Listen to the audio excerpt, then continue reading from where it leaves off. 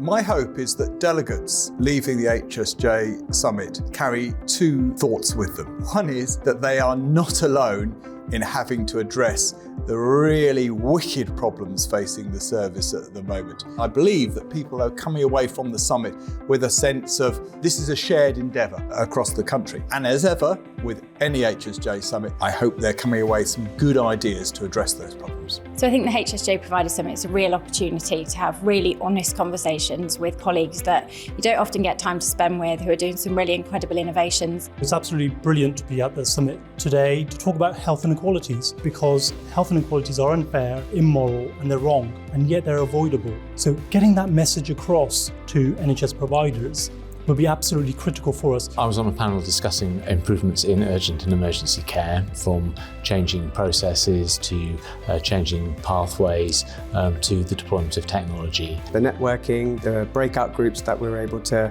have a really good conversation, got to see a diverse range of solutions that we were able to see being taken out in the provider space. The session I've just been on the panel in was in regard to system transformation, basically the wider hospital. Years ago we called it hospital without walls. Now it's being realised. My contribution was around the diagnostic element, around digital integration, which is important. An interesting thing about data is it doesn't really matter which domain you live in. What we're really trying to do is change the way that data is used in the NHS that supports both operational users, clinical users and financial users. One of the questions asked was, how do we stop 10,000 doctors leaving the NHS at the moment?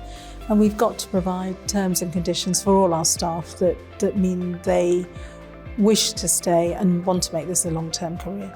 We just had a session on inclusion and diversity that was really, really inspiring. But we also talk about continuous improvement, which is what I do in my normal job. So talking about how you can make big changes just by focusing on that continuous improvement journeys has been really interesting. If everybody stays in their own organisation or their own geography, then you don't hear what's happening elsewhere. And a lot of the work that we do is transferable. So to have the appropriate challenge with the Chatham House principles, I think is really important. It's all about having those honest conversations and how do we actually move to the next steps and how do we actually make those changes happening within nationally, regionally and within our systems.